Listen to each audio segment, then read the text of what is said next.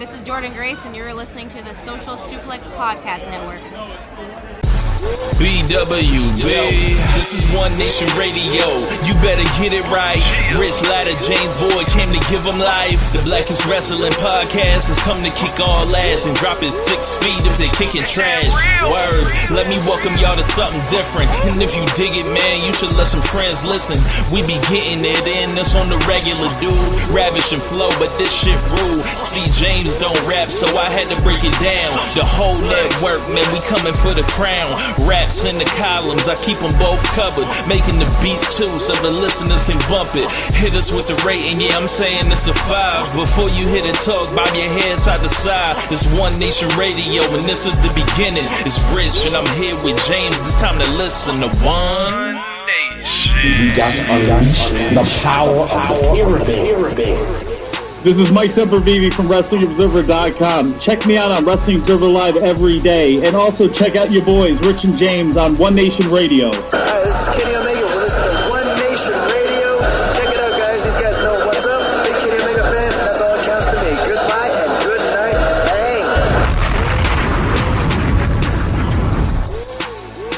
Hey, folks. Welcome to this week's edition of One Nation Radio. Rich, what's going on, man? Happy Martin Luther King Jr. Day. It seems like you're heading towards something. Do you actually just really want to wish me a happy Dr. King Day, or do you want to go somewhere with this? I mean, we got some great commenters in the chat as always. We reacted to JD from New York's passionate plea to keep the title on Roman Reigns instead of Hulk Hogan, to take the belt off of Roman Reigns in favor of Hulk Hogan and him holding the title, and racism and blah, blah, blah. There's a lot of stuff. How many days away is Roman from Hogan's second in longest reign thing? I think anyway? It's sometime in September, if I'm not mistaken. If you guys are hearing this in the podcast only form, there will be a clip that you'll be able to cut and watch how we completely deconstructed that shit. But as far as MLK Day, did Cody do a promo on Raw or something? Like, wouldn't it be so fitting for Cody Rhodes to do a promo on MLK Day? Kind of like, I feel like it would sound similar to that Pat McAfee stuff. Did you come across the Pat McAfee by any chance? I actually did, and it was actually like, what is it with these white men that have these platforms that are famous talking about them being canceled? Do they not have the self-awareness to realize that, like, you can't be, how are you quote unquote canceled if you are on ESPN spouting this? You're getting Disney checks, you asshole. Stop gaslighting me, God damn it. We've actually seen people get, sidelined and pulled off air for things they've said, and actually been quote unquote canceled, if you will, for things they've said on Disney Sports Channel. We've actually seen it. Hi, Jamel Hill. Yeah. Actually, she didn't even say it on air. She tweeted out that she had the nerve to tweet out that Donald Trump, a white supremacist, was a white supremacist, and lost her job and got pulled for that. Amazing how that works. But it's MLK Day. I don't know, as the years pass, MLK Day becomes more interesting to me, just to see who's going to interpret the message as what, and also, like, seeing that FBI post go up every year. And then community notes completely violated them. I didn't realize that happened. Completely violated them. And it was great. But yeah, the whole thing with Roman and holding the belt, it is like, I don't know how you can really even, everybody knows this reign is like, they've artificially like inflated this thing like that much. So, like, if people are passionate about it and stuff like that, I mean, God bless them. But, like, open your eyes. Like, like I don't think he did anything past WrestleMania this year where it was like, oh yeah, that belt needed to be on him. This shit was like, how T.I. used to say, is make believe. You know, this is it's not real. You know, it's also the part where it's like, you can make it mean whatever you want to, because like Roman has this gaudy like reign for days, right? But like, how about you throw in defenses? How about you like filter that out, right? And it's like, has he had 30 defenses? I don't think so. There's no way. Right. Maybe like 20. He's had at least 25. I don't think he's had 30. Right. I think it's somewhere in the 20s. So it's like, all right, do you want to compare that to Hogan's run? Getting a message on the phone. Paul Pierce got canceled for strippers from MP. Yes, he did lose his job at ESPN. He had strippers on his live. Yeah. Like, that's not so much canceled as like, hey, like, we have a code of conduct and this clearly violates it, you asshole. Like, you signed this and agreed to this, and then you violate. Like, some of this stuff is like, if you want to call it canceling, I'm fine with that, but it's like, what are we doing? Like did he know the rules or did he not know the rules? Like, I feel like we got to start there. And also going back, like, we're like, people are talking about canceling in terms of Pat McAfee. We're talking about like canceling, and that was brought up in terms of Dr. King, which was like, well, you've been canceled as people say they don't really like you or whatever else because you're probably, I'm not even gonna get into his politics, whatever else. But like, Dr. King's canceling is like, someone shot him in the fucking head and killed him. Like, these aren't equal things. It's a little different, man. Just saying. Like, so for people to invoke his name and talk about cancel culture is like, you are alive, breathing, and spouting these words out of your mouth. You asshole. What is wrong with you? Yeah. You did not take your ass to Memphis, Tennessee, give a speech, had that shit immortalized. You were not thrown in a Birmingham jail. Yeah. For peaceful protest. Like, this didn't happen to you, like, you didn't get shot before you were 40 years old. He'd be 95 today, I believe. Wow. Oh man, like, bro, like, think like this shit happened in 1968. Yep. Where I would say the modern kind of reckoning year of our lifetime was like 4 years ago, right? Maybe like 2020, shit like that. 21. I mean, you can say Ferguson, but like, yeah, you go Ferguson. Anything after 2013. Anything between Ferguson and George Floyd, sure, yeah, right. And then, that's not that like far away, like. No. Like my mom was born in 1961. So, right. My grandma still alive. Her birthday's the end of the month. She was born in 1942.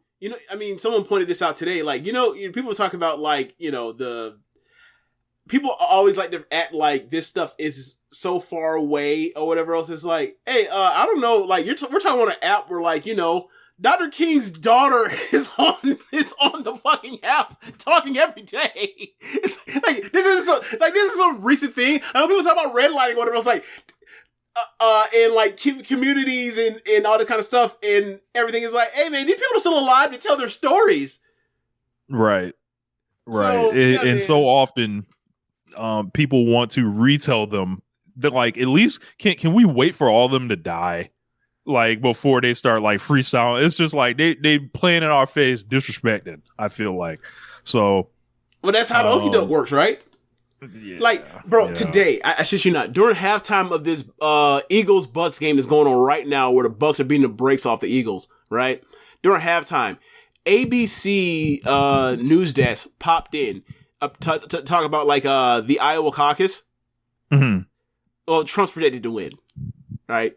But before they moved on, they put up a graphic of the voters in the Iowa caucus asking, how many people believe that Joe Biden won the 2020 election legitimately? It was almost 2-1 that they believe that he did not win legitimately. Yeah, Rich. So, like, the okie doke and thing, like, is time past whatever? No. James, the okie doke is happening in real life. It still continues. This shit has worked. Like, this big lie, I don't want to say it's officially worked, right? It's not, the election's not till November. It's worked right? on the people that want it to work for them. Yes, the marks have been had. Let's just say that we all watch pro wrestling that watch this show. There is a wrestling angle playing out, and it's been playing out for the last 4 years. Like, with this shit. Yeah. Whipping the bass. Incredible. Yeah. Wasabi King points out it's Iowa. Yes, it's Iowa. That doesn't make it any less. It doesn't make it any less. It's a domino effect. Unsettling. Iowa kind of usually tells the story on a lot of these things.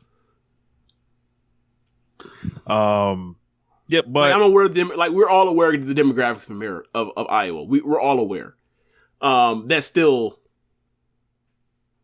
disheartening. Yeah. It's not surprising. It's like, wow.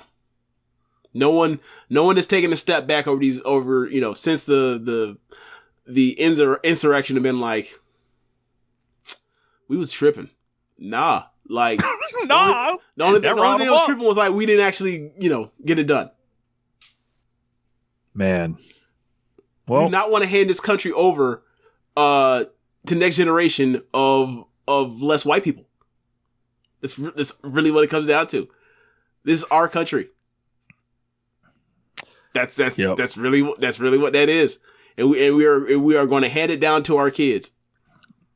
Question, Brewhaven, you think if Biden wins, I promise we are not a political podcast, but I mean, it sounds like it's all around. Look, it's all around us. Let's just say that. Like, we're 10 minutes into this show already. If Biden wins, do you think there will be a second January 6th? Oh, absolutely. But it won't be January 6th. It will be November 4th. or whenever the fuck the election day. Hold on. When's election day? Oh, somebody look it up. November 5th?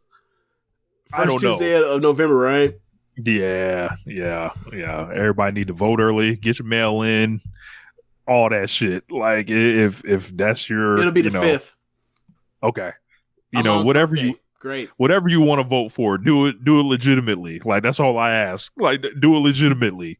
Don't be trying to vote for dead people. Don't be doing that, because no one does that. Only people that talk about voter fraud are people that are, trying to. I got a story for you off the air. But yeah, man, yeah. Just drive people to polls, whatever. Yes. A lot of that. But let's move it all over to some pro wrestling, man. It's been a wild fucking week on Twitter. And before I get into the real topic, which is Jack Perry returning, this stuff is getting out of control on Twitter. As far as like just everything that happened with the Tony Khan and Jinder Mahal fallout, and then Eric Bischoff jumping in, Dave Meltzer, all the grifting. Everyone's just so unhappy, I think, with... I don't know what they're really unhappy with. I have some ideas. I mean, do you want to go blow by blow through all of the, like, not necessarily like the like quoting the tweets, being like the gist of what happened? Yeah, like it all started kind of with Tony Khan, like, replying to the USA Network, who was talking about cage match. Obviously, in recent times, Tony Khan is, talking about cage match ratings and, using them to kind of gauge, fan reaction, so to say. And obviously, cage match has kind of been under attack ever since this has been kind of brought to the public. I saw something today where I was like, yo, this isn't normal, man. Like, what about wrestling just makes people act like this. And it's like sprung to the whole thing with Jinder Mahal getting brought up by Tony Khan, where he's saying Jinder did not win a match in the last 365 days. So how is he a legitimate contender as compared to Hook? Right. That was brought because people were giving AEW/Hook shit for challenging Samoa Joe to a title match on this coming week's episode of Dynamite. Yeah. Yeah. And whether that was a loud complaint or a soft complaint, it got to Tony Khan. And then from there, it exploded. People kind of read that thing however they wanted to take it, thinking he was banging on Jinder Mahal, calling him trash. I didn't read that. I thought it was a booking critique, but it was. And to be fair, for those that took it as such, Tony Khan has in the past like shat on talent that is not his, which I think is something he should never do. So yes, I can he didn't. recall While that. he didn't do it this time, he's done it before. So people took it. I think it was like that Undertaker and John Cena thing or whatever. Like, yes. well, I didn't like that. I thought that was kind of out of bounds. But this one was like more like a zinger at the booking. But you know, people take how they take it. From there, it kind of exploded. People were saying, "Hey, what about Abaddon?" And then he set the record straight on that. From there, you know, a lot of stuff started popping up with Eric Bischoff and you know how Bischoff gets down with his thing. Griff. He doesn't. Yeah, it's all a grift. Like he doesn't watch the shows. His 83 weeks content, the actual 83 week stuff, I believe has, you know, by as long as he's been doing that show, that shit's been over. So I don't like we know, you know, what's going on here. And then like you know, obviously the assault on Cage Match. We had a lot of shows this weekend. New Japan, TNA, AEW had a show. Started seeing wrestlers move around. We're going to definitely talk about the Deonna Purrazzo thing, which is just like, I think there's another portion of this that I think people have well intentions, but they're not getting either. And it all kind of like, I'm seeing just all this general unhappiness from wrestling fans, right? Mm-hmm. And it's like Wrestle Kingdom just happened. Like AEW's been on a great run. WWE's doing well. Like, what the fuck are we all complaining about? Right? Like, what is really driving the unrest? Like, is it like just people just can't take the fact there's a second American promotion? Like, and from there, it's like just it was this grenade that was thrown in the room, so everybody has to act up. So like when I see like these journalists like saying like, oh yeah, TNA is a legit number 2 now, out of their spite, when, you know, there are people that are known to be very negative on AEW, and it's like, how are you saying this when I believe, and this is not a shot at TNA or anything, I believe they did, I don't know how many pay-per-view buys, maybe 6,000 pay-per-view buys. I'm not sure. And then like AEW's doing 140,000 pay-per-view buys. It's like, this isn't the same. Like, we don't have to lie. Mm-hmm. I don't have to say that, yeah, AEW's television deal is just as much as WWE. No, it's not. Like, we're post-fact. This shit, and it ties into we were talking about the politics stuff earlier. It was like, these people have dug their feet in and are acting up in any way possible to sow unrest. There was something, a fake arena bulletin that Brian Last was retweeting and saying it was given to him not to cheer CM Punk fans. Nick Hausman, that scoundrel, is retweeting that stuff just with no context. And it's like, these are people that are in Hausman's you know, in his case, he's calling himself a journalist, right? And you're retweeting these clearly fake like things like we've seen. And it's like, who's going through the trouble to make all of these things? And if you want to hear more, Nick Hausman getting lit on fire, listen to the Trish and Sarah podcast from last week. But yeah, man, I just have noticed this stuff, and it's like, it's sad, man. And it's discouraging. It makes you not want to like really interact with the app. I try to stay plugged in on this stuff so I understand it at least. Like, I don't want to be caught off guard and then not know what the okie doke is or whatever. So that's why I kind of, stay saying, oh, this is where this is coming from. This is this, because I'm not going to get fooled. I refuse to be the last person to find out about this stuff, to like come across that thing and actually believe it. Like, this is so far from the Facebook group, wrestling group, like what this show and this network by proxy is. It's like, we're trying to cut through all of that shit. Like, and I think we've always been. Yeah, like, and it's like no, there's room for opinion on what you like and what you don't like out of whatever show you're watching that's a pro wrestling show. It's another thing to just like throw out stuff that did not happen, is not true, for the sake of making a point towards whatever your argument is. What's the point? It's dishonest. Why are we doing this? And it's like, it's all tied to all this stuff of like, the internet and the way people manipulate, the way you can manipulate the internet now, especially with the way that Twitter is like, it's so much easier to like get these things across as opposed to immediately like tossed off to the side and get a community notes put on it. Like, cause it's ultimately the more important thing is like, as you mentioned earlier, like the FBI tweeting Happy MLK Day to a person they fucking interrogated and sent a you should kill yourself letter to, right? That's far more important than fucking fake fighting. But the disinformation campaign and that kind of stuff is happening in every aspect of social media, because this isn't a pro wrestling problem. This is a people problem. The same thing when we talk about, another person gets shot unjustly by the police, and we're talking about like, what can we do as far as training and blah blah blah to make sure these things never happen to these people. And it's like, you can't solve policing because this is a human problem. This is a societal issue, and everyone in the society, or everyone that's a cop and has a badge and a gun and a taser and pepper spray and a nightstick is in the society. Unless we're gonna find motherfuckers from Superman's planet to come here, we can't solve this.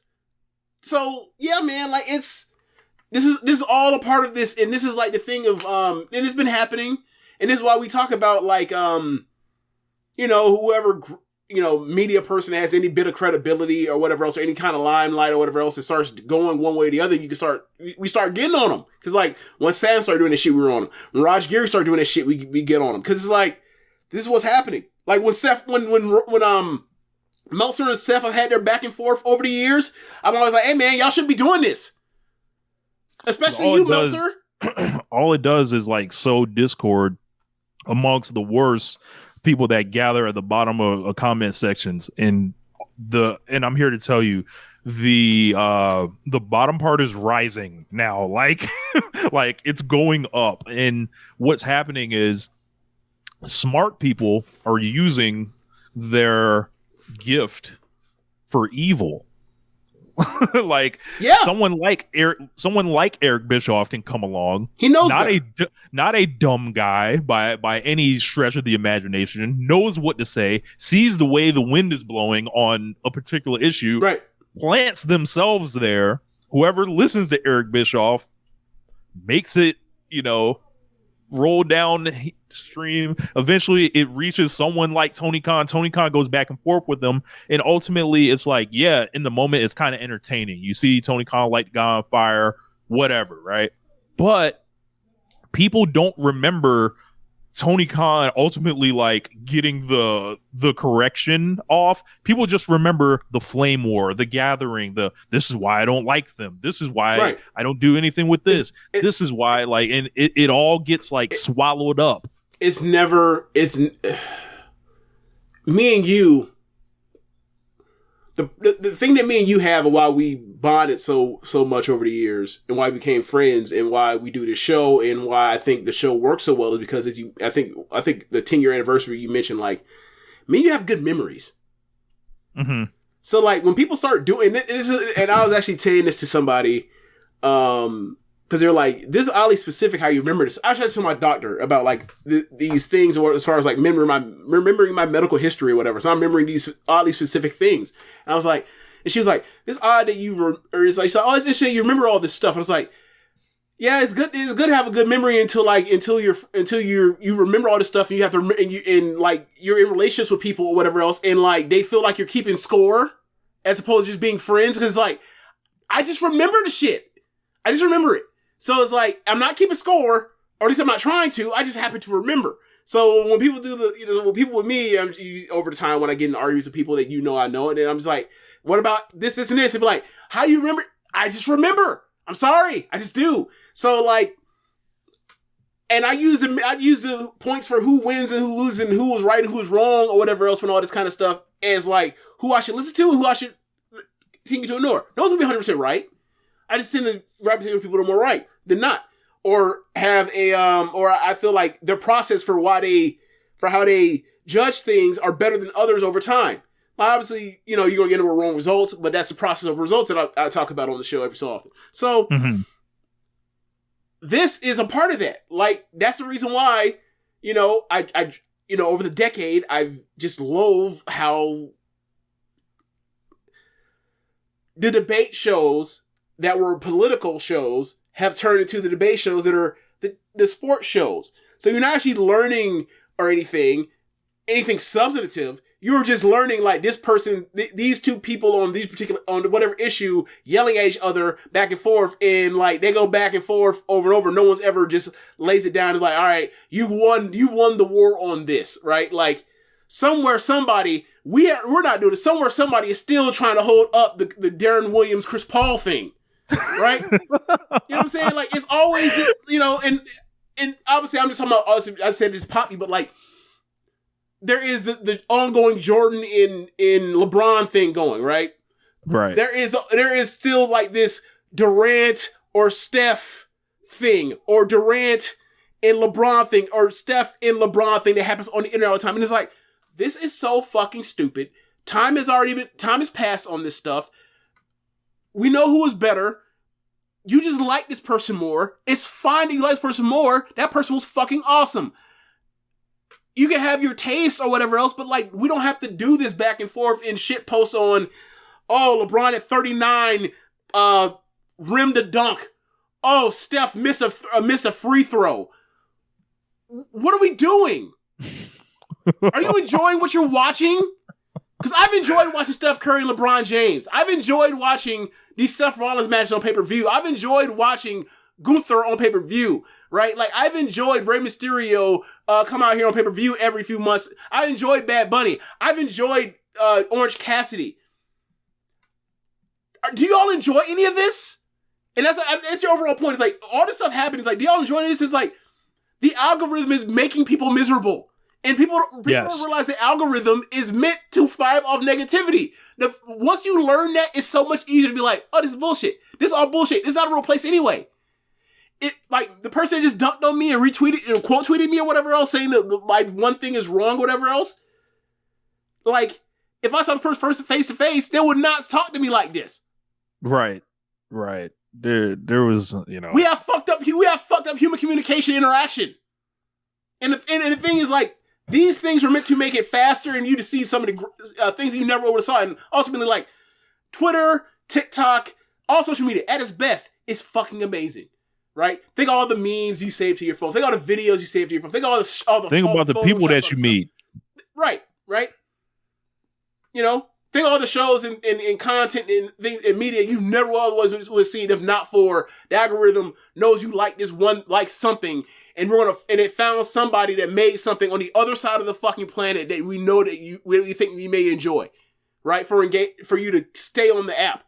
But on the other side is that for you to stay on the app, you also got to give you shit that will make you roll your eyes or make you blow up.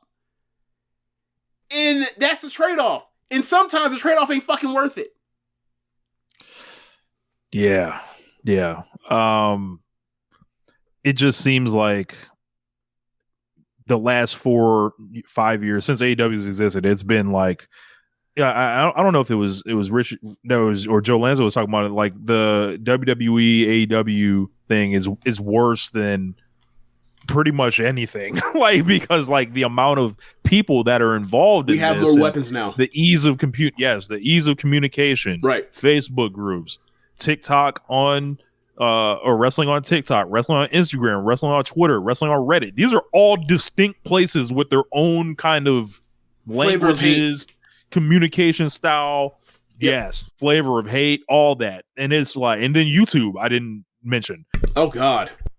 So like it's crazy. Like I saw something with Deonna Purrazzo, and this isn't anything new that she's talked about, and she addressed it, and there were people making comments about her appearance, her weight, her ring gear, contrasting it to WWE. WWE wouldn't let something like this happen, and I've seen a lot of. I guess we're forgetting the part where, and we're also forgetting the part where, she was in WWE less than 3 years ago. Correct. And then I saw a lot of people obviously coming to her aid. She spoke up for herself. Shout out to her for doing that. But something I think, when you're speaking on behalf, if you want to go up for Deonna Purrazzo in this situation, I promise you, uploading a picture of her and going on about how sexy she is not the answer. No, it's not. I kept seeing this over and over and over, and then she's a total smoke show. Like that's not the correct counter to that. Hey, bro, that's this person, they deserve dignity. That's right. Where you got to begin. So bro, I typed in Deonna and then typed in the first 4 letters of her name, right? And what pops up in the automatic thing is Deonna Purrazzo weight, Deonna Purrazzo body. Right. I didn't even get a chance to type in her fucking name. You know what I'm saying? We see the combos. All this stuff is related. Yeah, and because now she was in WWE, in NXT and WWE. She went off to TN Impact, and now she's been thrust into this, the wrestling war. She's been thrust into this, and it sucks, man. It sucks. And I mean, not always, but she's gotten it for years. But now it's going to be amplified because people deem this to be an Outlaw Mud Show, and therefore Outlaw Mud Show has these optic images or these optic problems. And optic problems is, one of the athletes doesn't look like how you want him to look. Incredible. Yeah. Fucking sucks, man. It's it sucks. It just does. It's always sucked. And this is another chapter of it. It is going to be another chapter next week, and next week after that. And as you mentioned, all these shows, AEW's doing well. Post MJF title change is they've done well. WWE. I don't bring up all this stuff to claim to even have the answer for it. I just have to bring it up, right? Because it's I don't know what we do. Sometimes you got to check in. Happier. Yeah. Sometimes you got to check in and be like, "What the hell are we doing?" Yeah, I feel like I got to shake the baby a little bit on this. Hey, yo, that's a crazy. You got to shake the baby. Shake the table a little bit. Yeah, please, please, a table, okay. not a. Yeah. This man out here with this infant CTE. Whew. Yeah. You gotta shake the table a little bit on this because it's as you mentioned, I think the rest, the companies are doing their things right now, and it's just and I think there's a lot of exciting stuff to come. WrestleMania season's happening. The Road to Revolution is happening. New Japan has some things kind of bubbling that could be interesting or whatever. But man, you would never know it. The way people are just going to war over anything right now, and it's it's a war zone. And I'm not 100% innocent. If I see somebody out here lacking or whatever, I'll get them. But I'm not trying to ruin their lives and completely just fuck them up. Like, no, man. Like, that's like, it's just disheartening. But to Jack Perry, as I was mentioning, someone else who's getting a lot of this shit from a specific, corner. The Young Bucks thing that also happened this week. They got named as Sting's final opponent, and man, people were upset. But yeah, we'll start with Jack Perry. Jack Perry returned at Battle in the Valley. Big beard, real beard. Jack Perry jumps out wearing the Bushi mask. So he was front row. The security didn't even know what was happening at first, and then they got tipped off after. They were about to try to like really separate him and shit. But he jumps on Shota Umino, gives him a sick looking knee, pulls an AEW contract out his back pocket, rips it up, and completely works people into thinking wrestling is real in a way that I don't know what Jack Perry. Bro, I was talking to Josh. I was talking to you about it. I'm like, bro, he has people right now, and he has them out of like, the way Eric Bischoff is looking at it. Like, as far as like, I'm going to make this shit work for me. I think Jack Perry's going to do it in a much more productive fashion. Let's just say that. And this whole thing with him ripping the contract up, it was like, people have bitten on this in a way that, in a modern angle, they just hook, line, and sinker. They can go wherever they want with it now. Have you caught wind of this stuff, James? I heard something about he ripped up a contract or whatever else, and people were like, it got some type of buzz, and for me, I was like, wait a second. So like, Kalen DeBoer, who just became Alabama's head coach, just succeeded Nick Saban. Like, I'm sure he had to get bought out by the University of Washington, or by Alabama buying out the University of Washington's contract to then sign him. So you mean to tell me all Kalen DeBoer had to do was pull up a copy of his contract and rip it up and everything's A-okay? You fucking Neanderthal morons. Like, of course it's fucking fake. You think these people are... We spent the past, especially with Jack Perry, right? Because it's bitch with CM Punk. We know they have legal.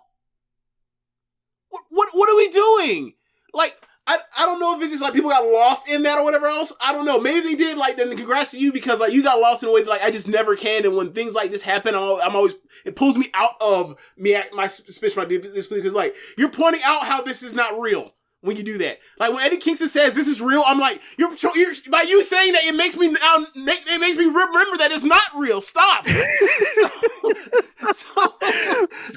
But some of the stuff I saw were just so many people just angry that he returned. He hope he gets fucked up and like his life ruined. Great comment from Brewhaven. The reason is because they think CM Punk is their father. Yes, there's some of that, that's in there. Yeah, I guess. So like he's getting the working, like, hey, this is a good angle. He's getting that. He's getting like this internet militia working against his every move, and they're getting wrapped up in it. Yes. This is a great point, Brewhaven. Yes. People have more anger for Jack Perry than Matt Riddle. Yes. Absolutely. Can I? They act like Jack Perry broke the law. Rich, Holy shit. I'm not gonna say the joke that I admit to you about Matt Riddle offline the other day or yesterday, but like I'm gonna give you another version. Like, Matt Riddle shows up to the arena, and like all I think of for New Japan Pro Wrestling of America, all I think of is like the skit that's been going around anytime someone is a sex pest. He's like, they got your mans. They got your mans on sex assault charges. The nigga you be hanging with. Your homeboy, the whole time he knew. You didn't feel bad or nothing? Like, yes, yes, he has appeared to have gotten less shit than, and you know what that is also? It's also because the WWE run him out there and didn't give a fuck until he got, into the situation. The airport. At the end of last year with the, at the airport, like, these people like don't actually like have moral compasses and like and are discerning or critical thinkers, what happens is like these people are like, all right, well, if the football team lets him play, if the fake wrestling promotion lets him fake fight, then that means he's innocent. No, that's not how that works. You have to think for yourself. Look, I don't know whether that's a good or bad thing, like for some of these people. I mean, given what we just talked about, you're probably right. But I'm saying people do the old like, you know, it's complicated or it's not an easy decision. It comes, you know, so they don't know the answer, so they rely on the institution to therefore make the decision for them in their mind. That's what happens. Woo. I want to bring it back to Jack Perry. I'm going to tell you why I'm really excited about this. I thought there was a palpable buzz behind this thing. Twitter lit up. Obviously, I had been wondering when Jack Out Loud was going to be able to come back on Twitter the last like couple weeks, especially since the Devil's reveal. I'm like, all right, man, what are we doing, bro? Like, and he finally shows up. I'm a big fan of the guy. I always have been.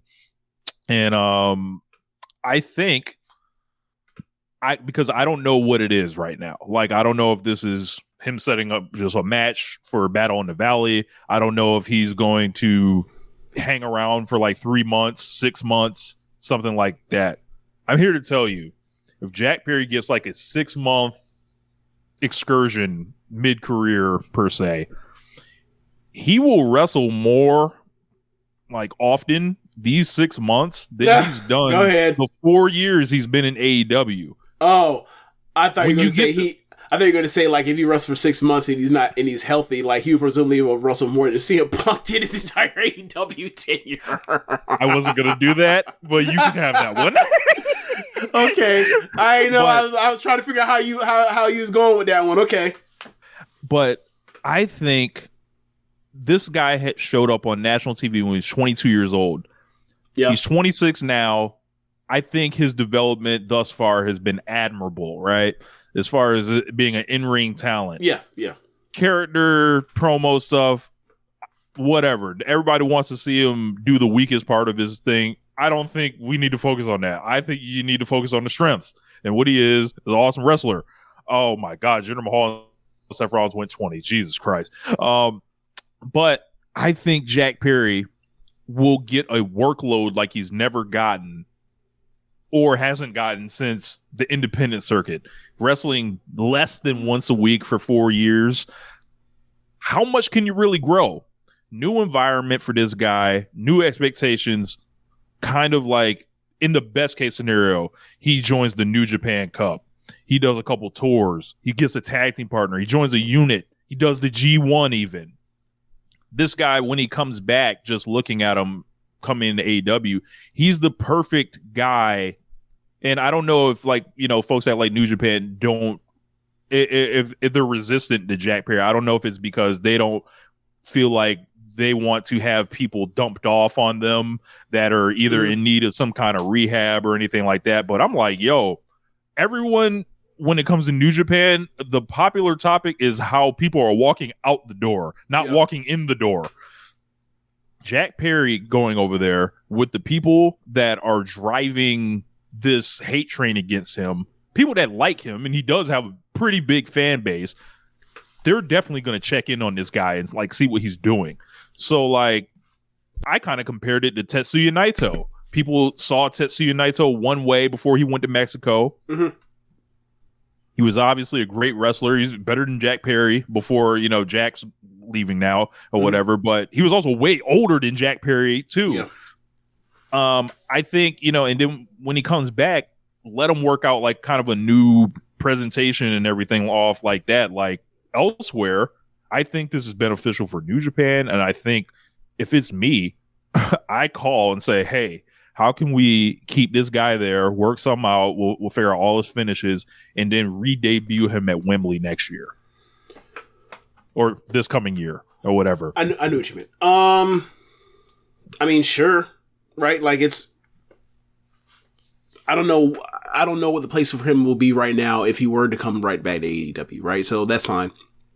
And this also depends on if he wants to do it, right? Like, it's not like, this seems like something he wants to do. Like, I don't think Tony Khan has punished him and say, you'll now have to take it to the Naga dojo, or you got to take it to the LA dojo. I don't think that's how that works. You will hit the squats in front of Yuji Nagata. Right. You like, nah, you gotta, you saw that shit that Show hit Yo with at Wrestle Kingdom. You gotta now go take that from Yo and I'm sorry, not Yo, but Ren. You gotta now take that from Ren and you gotta start hitting the push-ups now. But I just think I don't have a problem with this. I'm glad he's back. He's gonna have some matches, and I'm interested to see what he does. And what Keepin It Strong Style has, as far as reviews on it, on the road twos and everything else. And the US stuff that's going to be going on. I'm assuming he's going to be part of as well. And there is a ready-made storyline for him the second he comes back. Yep. Like, he can finish the story with Christian. He can get he can go win the. No, I'm funny. Like, he can go he can win the TNT title from Christian. As a babyface or what? Like, I know there's months for now. There's months to figure it out. Oh, okay. Months to figure it out. I think he should be probably like putting all he can into really like differentiating like all right, there's the before I left, the before Wembley 2023 and after. So like I like the beard, I like the look, like it looks way grimier, grungier, and like I think the guy like has a lot of talent, and like we'll see if he ultimately ends up as a top star one day. But I think he's someone that like will outlast while other people like rise, and it's like he's a slow, steady climber. I think we're gonna look up, and he's gonna be like eventually like 30 years old, 32, and then it's like, oh shit, like he's been doing it for years and years, and he's got all these opponents, all this history, and I think he's going to be real for a lot of years. Did we get a chance to see what his body looked like now? No, because he had the jacket on still. Obviously he had the beard, but like it looked like the same person. It's a little bigger. Do you think that was just the beard though? Possibly. Yeah, because one thing is like, he comes to New Japan, cool. But he comes to New Japan and he's still the same size he was. He's going to be in there with people that are going to all be bigger than him. Because all the LA Dojo dudes are a lot bigger than him. Shota Umino is gigantic compared to him. Yeah. That's what I meant. Like, it's like, the thing with Jungle Boy is like, he has height, but like his frame is, he just is like. Got that Durant. I don't know about that as much as it's like, it just don't look like he like really values lifting, like going into lifting weights, and like whatever it is, what it is. But if you're gonna go to New Japan, that's gonna matter. That's gonna be a thing. If you're gonna go on excursion, that's gonna be a thing. Yeah, because he's gonna be in there, like he's gonna be in there with fucking Gabe Kidd and Connors and shit. Like, and like, to Jack Perry's credit, he not no bitch. Like he stood up to all that roosh, chopping and shit like that. But I would recommend. His chest getting caved in what was happening though. Yeah, I would recommend that he does put that work in, with that as well, like on the body, on the on the physique, just for his main event. And like we see it all the time. Guys get bigger like as they grow into main eventers. Like I mean, it's kind of strange how that always happens. He's still 26. It ain't, people's bodies are going to, like, he's not going to look like this when he's 30. Right. But yeah, really exciting. And everyone's buzzing. So, like, if they're doing him and Shota Umino, that's awesome. Like, those guys are, like, right there. Like, and, you need new things to happen with these guys for future Forbidden Door things and stuff like that. It can't just be, oh man, we're just waiting. Who's Okada going to wrestle this time and everything like that? Like the new guys got to get in the mix on that shit. Yoda Suzuki's got to get in the mix. Yep. Shota Umino's got to get in the mix. I wrote my top 10 matches from last year and published it on socialsuplex.com. And man, Shota Umino, like he's fucking great, bro. Like I watched that match he had with Ospreay, and it was just like it as impressed as we were with Will coming out of the Kenny match.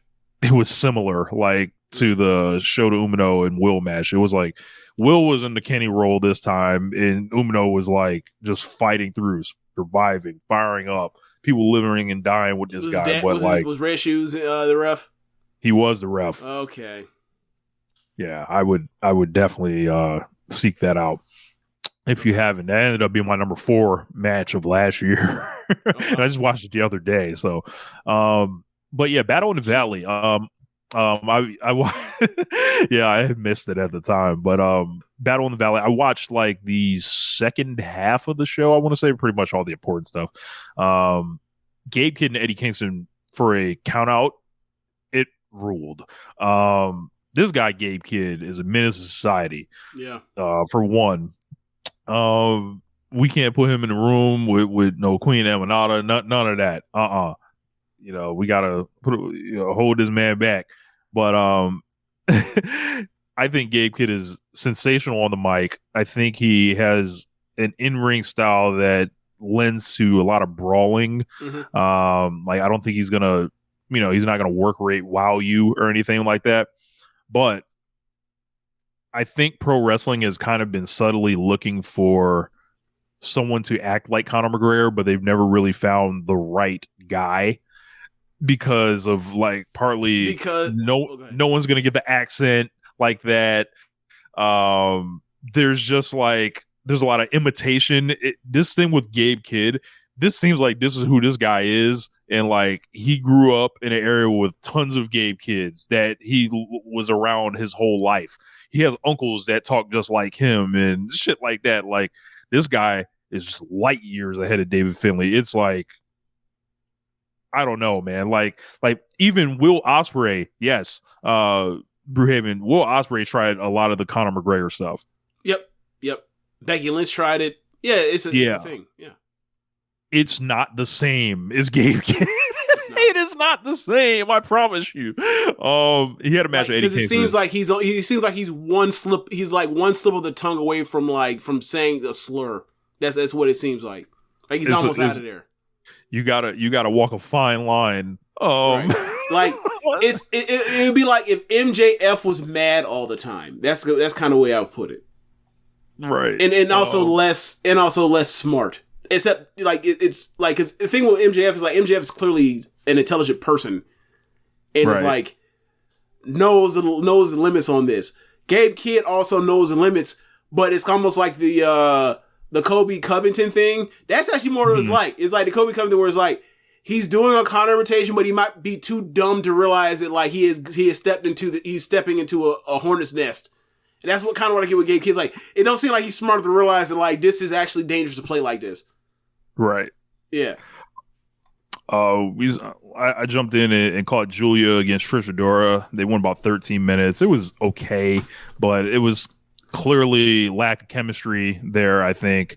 And it was like these people have never wrestled each other in like totally different styles. It feels like, and Julia to me is someone that you just don't throw Julia in the ring and drop her somewhere and it's like, go do your best match. Like Julia don't like work like that to me. That's what I've been saying. You know what I'm saying? That's what I've been telling you for years. Like the whole thing of like she may go overseas, whatever. I'm like, okay, she go over there. Like she's not the way her wrestling style is not built like someone like a Kyrie or an Asuka or Io, where like there's such athleticism and coordination and footwork to where like you can kind of fill that into any style sort of seamlessly. Like she's a brawler.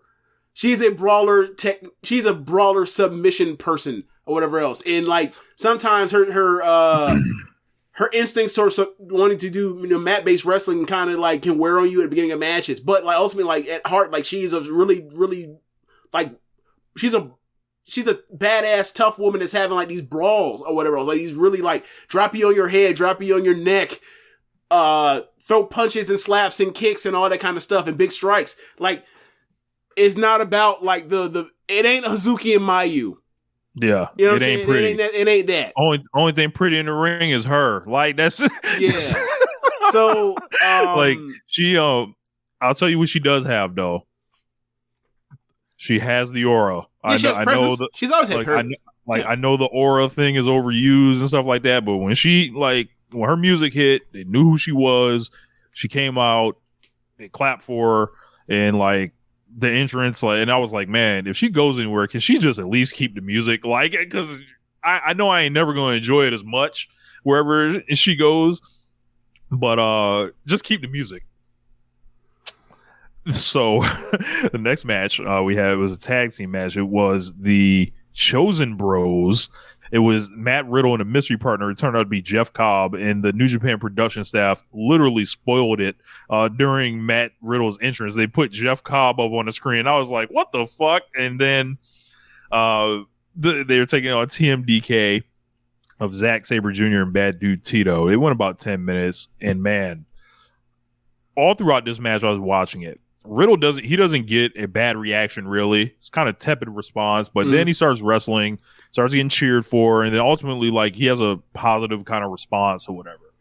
And on the whole time watching, I'm like, why is he like he's so raw?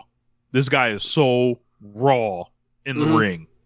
And it's just like, I can't never love this dude like how I want to like embrace him, and it's like, he's going to out wrestle the dirt around him or whatever. And as my light dies in front of me, but I'll correct that in a second. But yeah, man,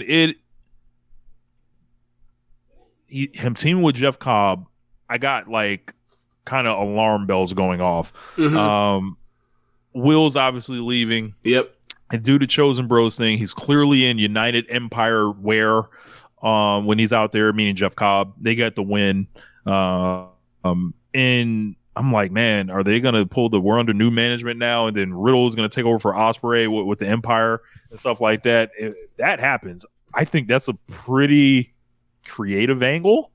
And I think it is if you're losing Will Ospreay and you replace him with Matt Riddle, look, it's not the same thing, but it's like, it'll hold you.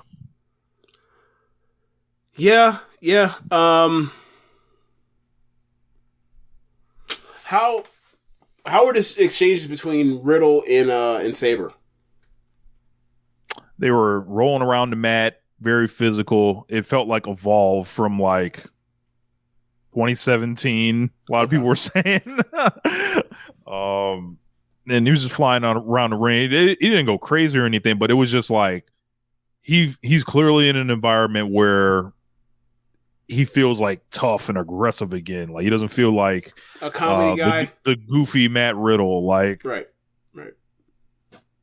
So, and then if they're going to use him in Japan, I can tell you this: they're not going to give a fuck about that over there. So like everything that's around them. So lock in.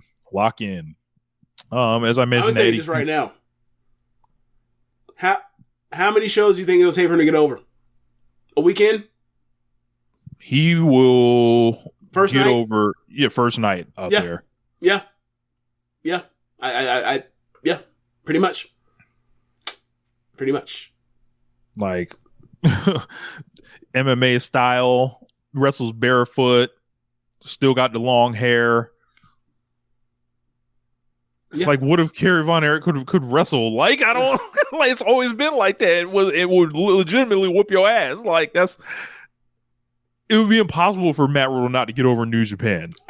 I mean, and that's the reason why Triple H made that call over to Evolve when Riddle and Keith Lee were on their way to New Japan, because they were like, at that time, there was no AEW. No one domestic competitor was New Japan. They did not want those two guys there. Yeah. Yep. Jon Moxley and Shingo Takagi in a no DQ match. This was awesome. Shingo showed up in the jeans and the knee pads over and the jeans tucked into the boots. I was fucking screaming. I was like, bro, it feels like Shingo is like, been like, yeah, man, I've been watching these American street fights like my whole life. I always want to do one of these shits. So, yeah, I'm showing up like this. Come as you are. Started a little slow, but they were setting up a lot of the stuff. Essentially, we're going to go all around this fucker, and then we're going to get in the ring and then do all these big near falls. And they did that. That definitely went in the notebook. I was very pleased with this match. I see some people trying to draw some match of the year buzz. I'm not there with it, but I thought it was still really good. Moxley went over. How bloody was it? Shingo was the first one bleeding, which was kind of a shock to me. It was pretty bloody, I'd say so.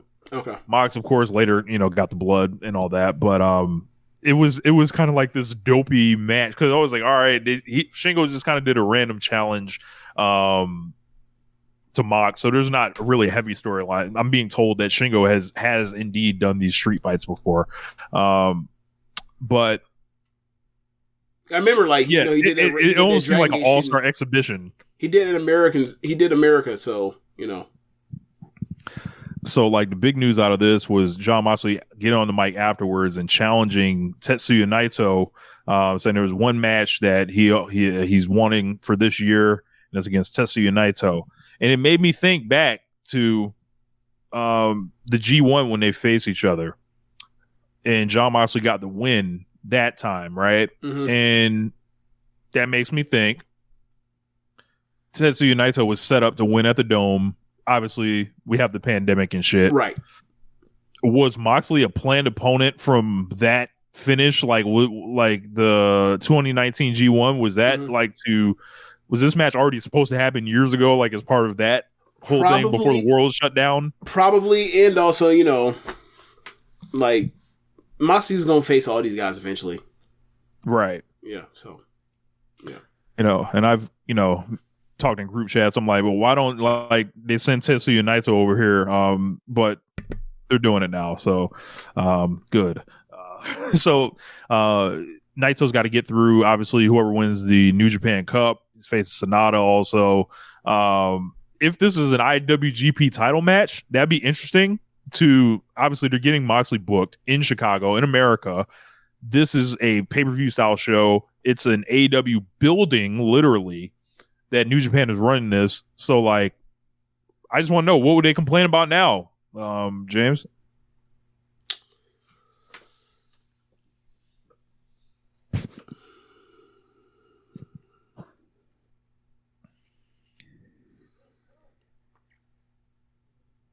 I don't know. I have an idea, though.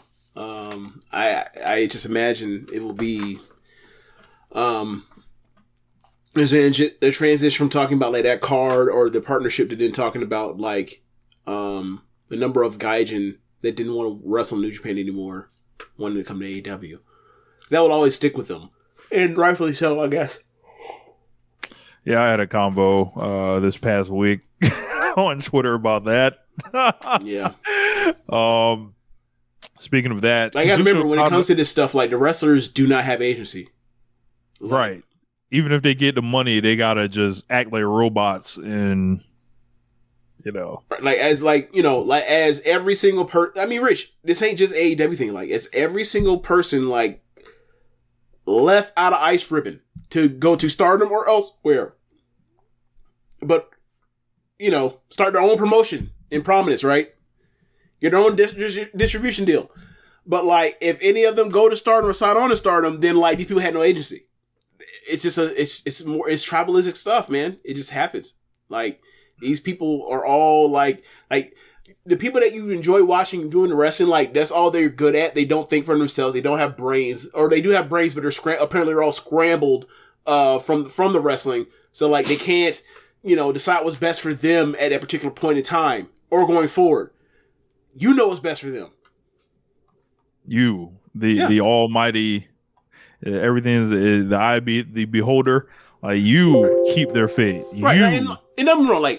I get the initial feeling of I like what they're doing right now. I don't want them to do anything else or go elsewhere and not do what they're doing. I get that. But it always comes back to there's some big bad that is pulling the strings. Yeah. Kazuchika Okada and Will Ospreay had a match, 28 minutes. I think they gave us the 75-80% version in this one. So 5 stars? Nah. Okay. You said the 75-80% version. Like, bro, we've seen them get 5 stars in like 20 minutes or some shit like that before. This wasn't that. Like, Okay. it wasn't bad or anything, but it started very slow. Like, Okay. very slow. And it was like, hey, man, what's going on over here?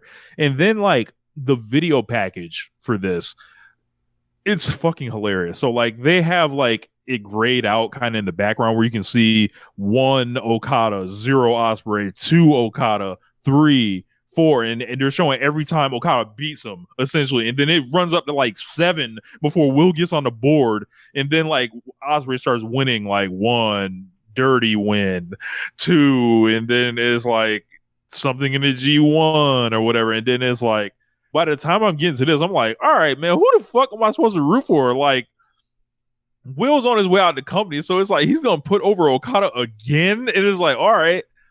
The story is just Okada just has whooped my ass. Like that's the story. Like he whooped him out of promotion. Like I've whooped you. Like I birthed you in this before you got in this promotion. I whooped your ass your entire tenure here. You caught me slipping once. You cheated to beat me, and then ultimately I sent you packing. I was like, inspiring. You remember the G1 final? Like, yeah, this could be like Masawa and Kobashi. Like, maybe he's chasing him or whatever. And they were like, we were answering this. Like, ultimately, the answer is like, Will Ospreay get a chance to finish the story because he decided to take his ass to Chicago and Jacksonville. That's basically what happened. That would have been the story, but it's not. But the story ain't gonna happen now because he left. The story is Mr. Barry. I'm tired of telling this story. My body hurts. I'm tired of being over there. I'm going here now. It's over. It's time for me to make some real bread, bruv. The real story is Mr. Barry told me this number that was out of this fucking world. Right.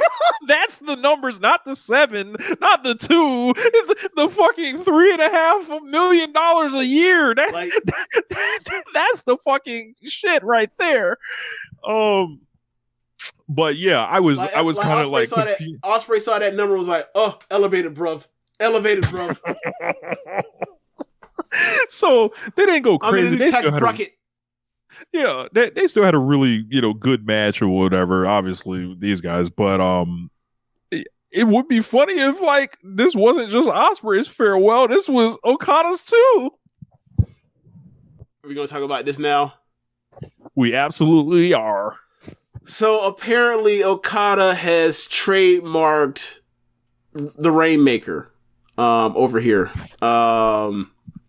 Now that's interesting for multiple reasons. One, because go ahead.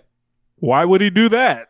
I mean, best case scenario, right? Best case scenario, it is like the equivalent of when Brock Lesnar used to like stick Vince up for money and will like go into the USADA testing and be like, look, bro, yeah. I might do this unless you pony up the money, right? You're like, hey man, you see I got this registered trademark for the US to wrestle over there with my signature move. Don't think I won't. Even though I won't, don't think I won't. Like, it's a leverage play at work. I mean, at best, it's a leverage play. Or you could actually be going. And if he goes, I already told Josh and Jeremy at Keepin It Strong Style, like, hey man, I don't know like what y'all transition is on this, but like if Okada does become all elite, like I don't know the fuck y'all do with like y'all Keepin It Strong Style logo, seeing it, you're like, it is the Rainmaker pose. Like, do y'all then move on to Tetsuya Naito laying on his side and holding the fist in the air? Do y'all move to like Shingo Takagi folding his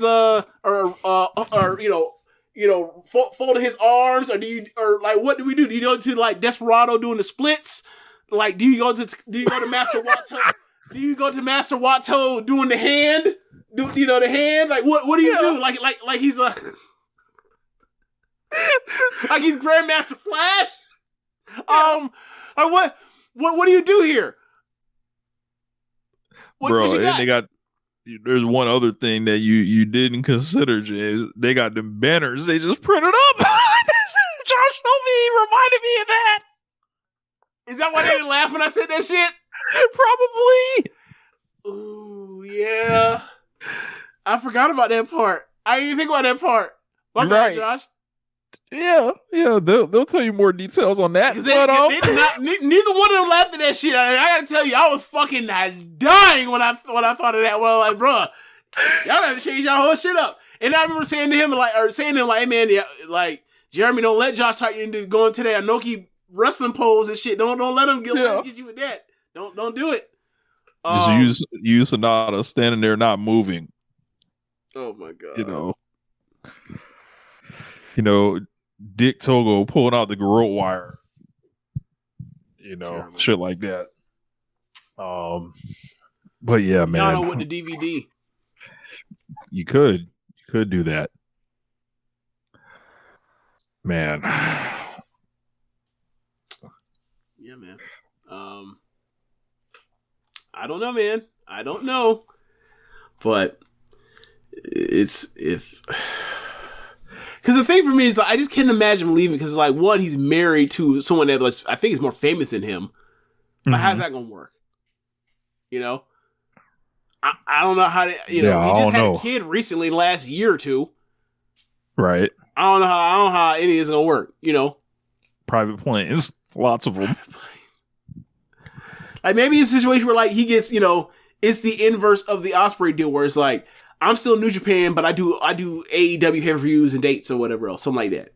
Like, I do like 12 or 18 AEW shows a year, something like that, right? I can't imagine him just, like, his home, like, his base for pro wrestling is, like, not Japan. I just can't imagine it. Bro. It just seems weird. Like, I'm jumping to the Fed.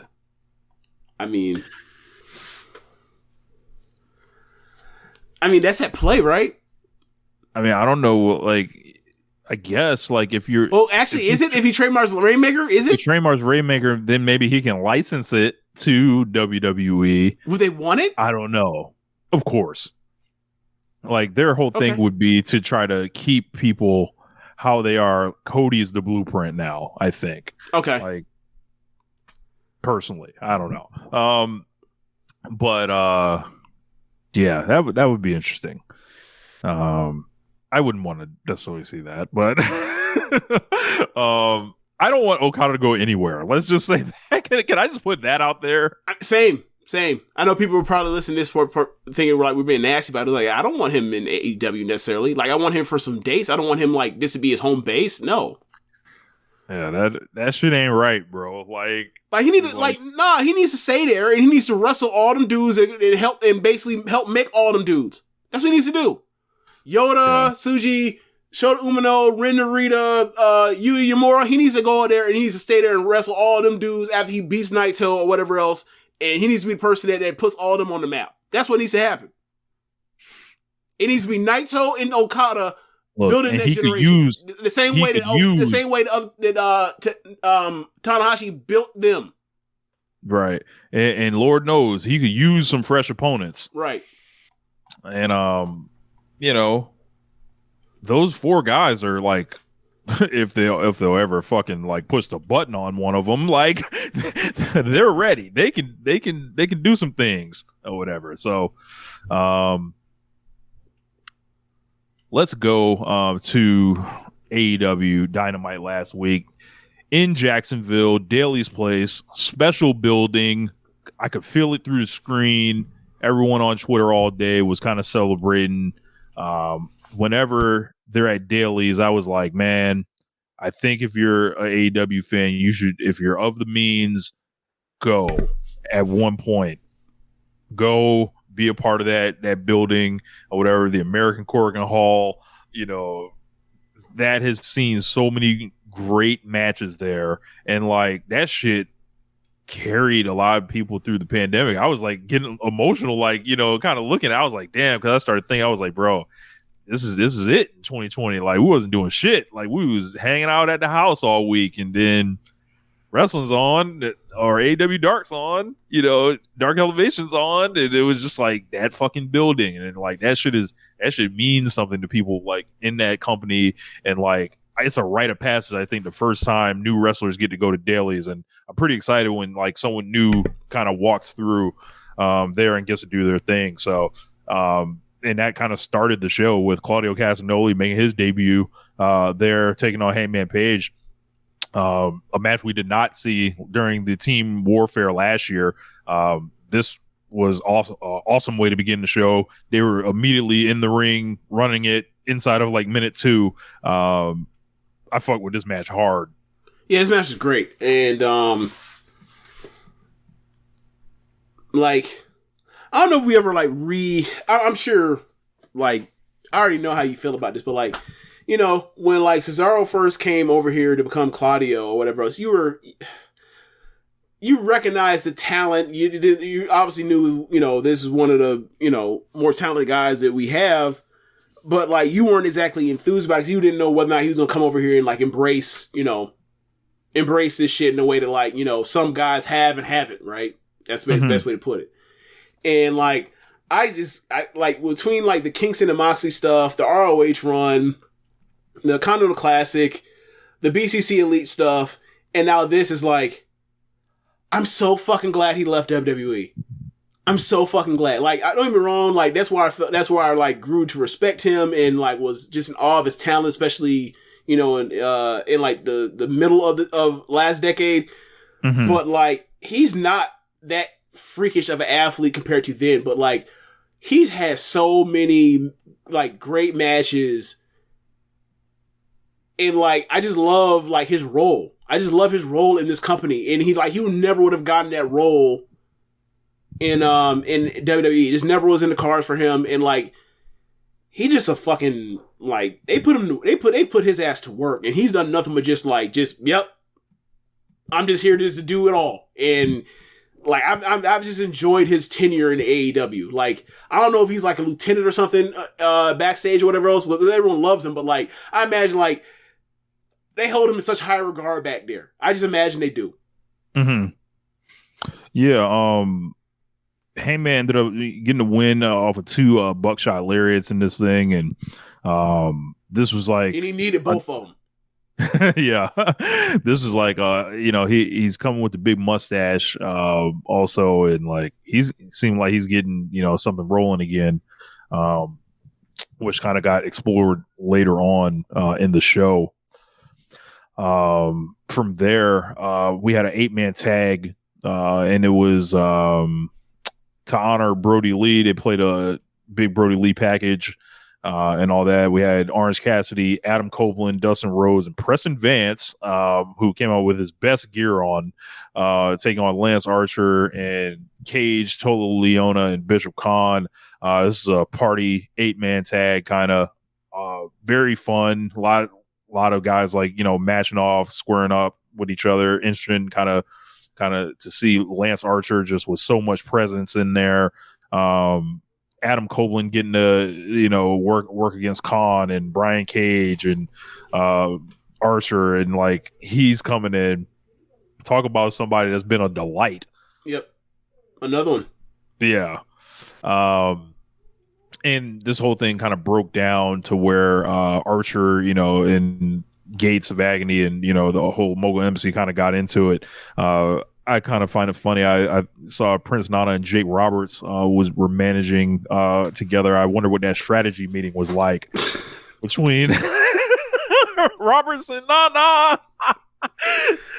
So I hit the dance, and then you bring the snake.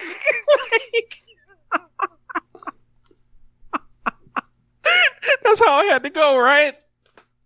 Yes, that's how I had to go. Yeah. That's how I had to go. Yes. You know, I didn't know I could do a Prince Nana voice. I didn't know either. As you went, I was like, I know he's not doing a Prince Nana voice. How long is it gonna go? Where is he taking us on this ride? Because this get problematic quick. It get real dark real quick. Oh, the good guys win, and this was cool. So yeah, and that's the thing, right? People were asking like, why. You know, people were asking, like, why does this match get made? What are the stories behind this match? Why do people tag together? It's like, evil locker room, good locker room. Go. It's not that hard. Don't overthink it. It's a fun match. Babyface won. Babyface got to celebrate. It's fun. Like, AEW has done this over the years of having like, you know, Sting and Darby and CM Punk, or CM Punk and John Moxley tag together, or CM Punk, I'm sorry, not CM Punk, or Sting and Darby and Eddie Kingston and Moxley tag together. It's always fun. Stop second guessing it. It's just a fun party match. And Babyface are probably going to win, and they're going to celebrate, and you're going to be like, oh, that's cool. I remember Luchasaurus, Christian, Danielson, and Jungle Boy against Kenny, Cole, and the Bucks. Rich, remember that match? Remember when Shibata at random decided to make the save at Forbidden Door for Orange Cassidy, and then Orange Cassidy put the glass on Shibata? Yeah. It's okay. It's okay. Why do you make this? Why are the baby faces helping each other? Because they're good guys, and the other guys are assholes. It's amazing. Just take the W for humanity. It's okay. Fuck. Well, you know, maybe it's just these people are so unhappy they can't experience joy. You know. So we went backstage, and Switchblade Jay White was back there with Renee. He said anything the Undisputed Kingdom can do, the Bang Bang Gang can do better, including going after gold. Claimed Daddy Ass walked out. Said, you know, if we're a united force, you know, we can hold the gold all at the same time, not just the trios belts. They've suggested forming a super group, the Bang Bang Scissor Gang. Just feel like Bang Scissor Gang. Man, that is the name of an orgy porn DVD. It's too much. Too much bang and gang and nah. I've overdosed. Colton Gunn and Jay White say they're going to think about it. Austin Gunn was saying Jay White is from the UK, which was kind of funny. But after that, we got Samoa Joe in the suit coming out to address Daly's place. I believe his first time in Daly's as well. Came out, new AEW title belt. Got rid of that bullshit that was on MJF. Is it new, or is it basically the original one? I think it has. Oh, it has name side plate. It has side plates. Yeah. I don't like side plate things. It's too WWE. They did it. Y'all need to just be okay with not doing it. Also, I like the names too, but like these, like the side plates, like they didn't seem like they didn't, you know, those like little square plates on the side of the belts. Yeah. These ones actually like kind of look like they're more in the main face of the belt. So I don't know. Maybe I just didn't like notice it like that. But when Samoa Joe said, "I stand before you, the AEW champion," the crowd chanted, "Cheer. Thank you, Joe." Yep. I was fucking screaming. That was like an overwhelming message sent to MJF from the and Tony Khan and all the grifters in the back. Yes. It basically was like, we reject it completely. Anything that was happening with that belt before from the home base. Said, Get that shit the fuck out of here. Not to plagiarize our own shit, make sure you download the FOH draft if you haven't. Joe said no thanks are needed. He was destined for this. Did the deep Samoa Joe voice and all that stuff. And said, you know, there are changes in the championship protocol. No longer will you have to come out and whine on the mic about your poor misfortunes or go on social media to make hoe-ass comments. He literally said hoe-ass. I popped. He said, if you bring your record and reputation to the championship committee and if deemed worthy, you get an express pass for Joe to stomp your ass out in front of everyone who's ever cheered for you. Whoever wants it, the champ will be waiting. Isn't it so much better than saying that, like, I'm going to like have a title reign that is going to be insufferable on purpose? Yes. And literally call it a reign of terror. Swerve's music hits. First time he's in dailies, crowd loses it. Yeah. Very over. As people kind of, I think people are seeing the wheels get in motion right here. Yep. Because this is the guy right now. his music hit. Whole Mogul came out with him. Swerve said a few moments ago, he told Hangman that he was or a few months ago, he told Hangman he was after his spot, took it. He's going to tell you the same thing. Says in personal, I want the belt, essentially. Joe and Swerve went face to face. Hangman's music hit. Stares down Swerve the entire time. Not even really making eye contact with Joe. So immediately I'm like, wow, there's that three-way that I thought might happen. It's right there. So he said 2023 held a lot for him. He beat Moxley in the Texas Death, reunited with the Elite, and then he found Swerve Strickland. The one thing that he lost was sight of the AEW title, and in 2024 he's going to make it his again. Crowds losing it. Prince Nana then had to pull Swerve away as like Mogul Embassy retreated before Page got in Joe's face, said he's going to take the belt from him before he heads to the back. They did a kind of a breakup deal. Swerve is holding up the 2 at him, like, I whooped your ass twice, essentially. Let's do it again. So as they clear out, Joe's there by himself, and then the Hook music hit and the Hook signal went up, and then they shot that shit where Joe was looking up and you see the Hook. Hook walks out, walks straight in his face. They go face to face, and I'm just like very excited. I thought this all worked, and he basically said 1 week. I would like to see Taz talk to Hook essentially at some point before the match. Whether like Taz, I know Taz is an announcer. He's not going to manage him, but like have Taz like backstage with him to pep talk him, and then let him know like, hey, this guy ain't nothing to fucking play with. Essentially, like either you gonna step up now, or you gonna be, or you gonna keep fucking around like, doing some other shit. But it's time for you to become who the fuck you're gonna be right now, because that dude ain't gonna have no fucking pity on you, essentially. And then he can take his ass in and now say, well, and essentially try to justify his speech while Hook's wrestling him. I'm very into the Joe and Hook thing just because it's different. It's the test for Hook. It's finally time to throw him out there to see, what he's in there with a main eventer, what it looks like, and then so he can get knocked back on his ass. And then, all right, Hook's an actual wrestler now. He's not a meme anymore. Like, that's what I'm looking for out of this.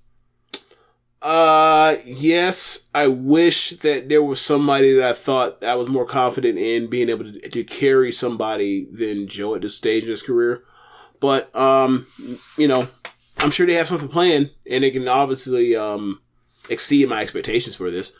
So yeah, I'm interested to see what it looks like, on Wednesday. As far as the Adam Page, Swerve, Joe potential three-way match, I'm into it. I think it's a good way to get the hottest thing that's going on in the promotion, like into the main event scene or into the title scene, and like provides cover for a short Joe title run.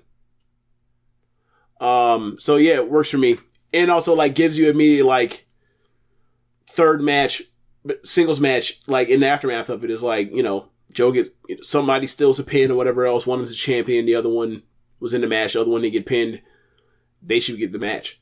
They should get the singles match. They have a third match. It works for me. So yeah, really enjoyed it. And like I tweeted this on. This was when he looked into the. No, actually, I take this back. I said Adam Page is a bitter, sore losing hater, and I'm totally here for it. I love this. I like ever since he went at face to face backstage with MJF, and then he said to Swerve like, "Look, man, I lost this round, but like, I know you want the AEW World Title, and like, you broke it. You broke into my house. Like, I'm gonna make sure you never win this fucking thing, more or less. Like, I have loved that ever since then. And like, he is basically been like, look, bro, I lost, but like, I'm a hater. I never lose. You lose. It's gonna happen. I'm gonna be there and make sure it never happens. So I've really enjoyed this. I've enjoyed this a lot. So I can't wait to see how much more their hate continues to blossom. They have stumbled into something for Hangman Page that like they were not expecting. They were not expecting this, and like this is. I've enjoyed this. I haven't enjoyed anything with Hangman Page this much since, honestly, like since Full Gear 2021. Now, I'm not saying he's like obviously the Danielson stuff was excellent, top notch stuff, but it's just like when I see Swerve and I see Hangman together and they look at each other and you see the hate just build off them. It feels like when I used to see like Julia and Tam just look at each other, they want to fucking kill each other. Like it just we don't get hate this pure these days. It's rare. It feel like it feel like wrestling. It feel like more than wrestling with them. And obviously, he home invasion. That means something. I love it. I love it so much. We need more hate in our pro wrestling as far as on screen. Yeah. Renee was backstage with Tony Storm, Luther, Mariah May. Talked about her debut last week. Mariah asked Tony if she saw it. Storm said she was at a screener, or she was given a screener, but she didn't watch. But she asked her if she did an arm drag. Then Renee said, you're here to talk about AEW's newest signing. Immediately, Tony screams Wendy Richter. And then Renee mentioned that it was actually Deonna Purrazzo, who, May said kicked her in the face. Then Timeless Tony gave May some chocolate and said she feels like the prettiest girl at the dance. Tony said the chin up, tits out line. Mariah said watch for the shoe. And then Tony was upset because that's her line, and she walked out. Moving on. Sammy Guevara versus Ricky Starks. Sammy wins. This was not great. I thought it had moments, especially towards the end, but yeah, you're right. It wasn't great. I wanted to be better than this. It just wasn't. Yeah. Kind of a bummer too. It was all right. I wouldn't mind them like having another match. I feel like you got to give these guys a chance to get it right. Like I know they did the Battle of the Belts match. Ricky Starks, Big Bill retained and stuff like that, and Sammy went crazy during that match. But I feel like these two have way better in them together. Are we gonna talk about Battle of the Belts or no? I didn't watch it, but whatever you're talking about, yeah. Where people have talked about how they just put back Ricky Starks and Hobbs, and they had an issue, and like what's supposed to be to make good is like Hobbs saves Starks' ass from catching that dive from Guevara from like 25 feet up. The problem is Hobbs wasn't there fast enough, and Starks had to move out the way on his own, and then like Hobbs just like was just there in the camera frame. Like Hobbs ain't actually saved him, but the commentary and like Twitter has put over that like he saved him. He did not. Go watch it. And then go watch it again in slow motion. I guess I didn't notice that part. Down stuff out the way. Hobbs didn't grab him. Hobbs was a second late. Real beef.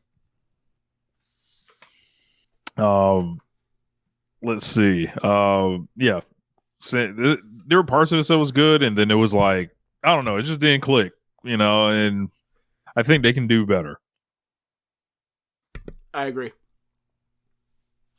Ladies 8-person tag. Thunder Rosa, Chris Statlander, Willow Nightingale, The Anna Jay, Julia Hart, Sky Blue, Saraya, and Ruby Soho with Harley Cameron. Gotta say, man, what a nice match. They had fun out there. Anna Jay's teaming with the baby faces. And I thought this was enjoyable. And I thought this, I don't really ever have problems with the tags in the lady stuff. So yeah, it was good to see Thunder Rosa back on Dynamite here, and good energy. That's a hell of a babyface army, I gotta say. I would agree with you, Rich. Because Thunder Rosa has been back for a few weeks now. What are your thoughts on her with like the full paint or like the half paint? Like the Darby-ism or the Sting-ism? Which one do you like on her more as far as the look? I kind of lean towards the half paint. I gotta say, I think I like the full paint more of late. Gotcha. I don't know if it's because I haven't seen her in a while and I missed her. I don't know, but like, yeah, I'm enjoying like the new touch of the full paint, and it feels more like the Dallas de Morte as opposed to like I'm butchered that name, but like it feels more like that actually than the half thing that was kind of just like a I'm doing it, but not really. I'm doing it, but I'm not going full. It feels like she's all in now, if you will, in AEW. I feel like she's all in now with the paint. Yeah. I gotta say, either one works for me. But what ended up happening here? I believe Sky Blue took the pin in this match. Yes, and she got the win. And like that kind of was foreshadowing with the Brody Lee stuff that they showed. And obviously Preston got the W, and so did Anna Jay. Yeah. Yep. Yeah, this wasn't too bad. I mean, Julia Hart tried to suplex the wrong person, but it was the battle of the suplex spot. She was on the wrong side until whoever came in last was like, "Hey, dummy, you're on the wrong side," and then she got over on the right side. Oh.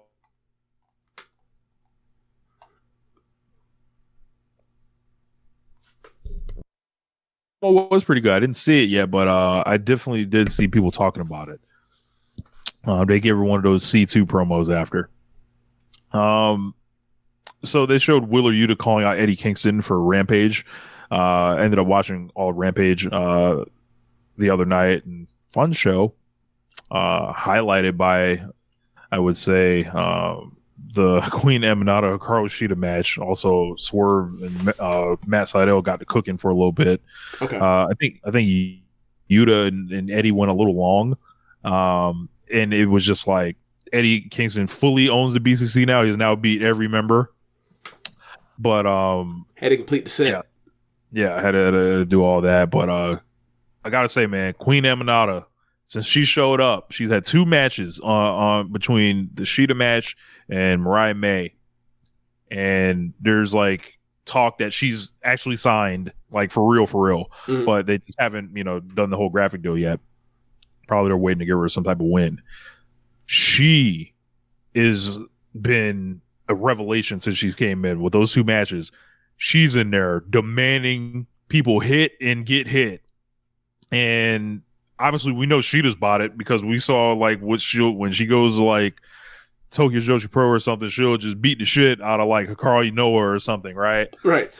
And she's ready for it.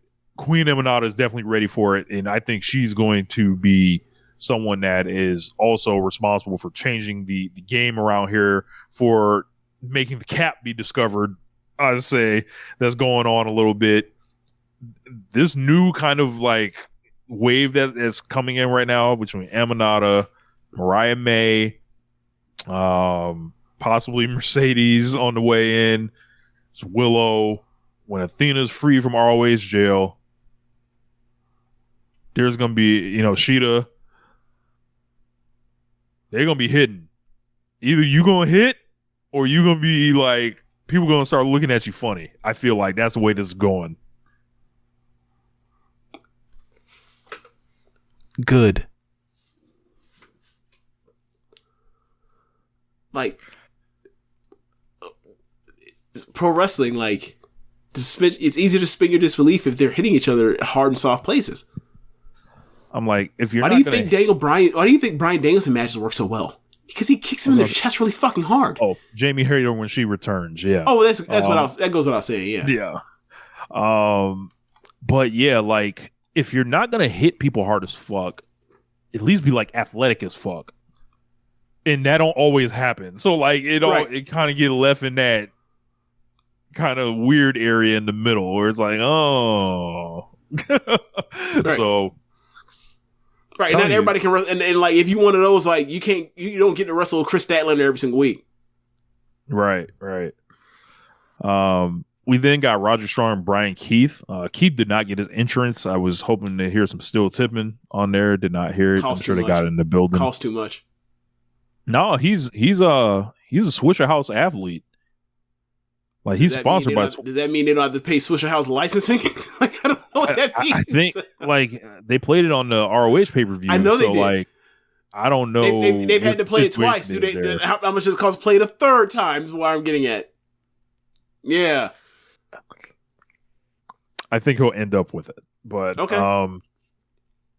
Roger Strong and him, I would love to see these two go 10. They only went like 4, and it was awesome. Yeah. Every time I see Keith, I'm always saying to myself, like, all right, how long do I have to wait until I get a high draws matchup with Ishii? I want to see who's the king of high draws.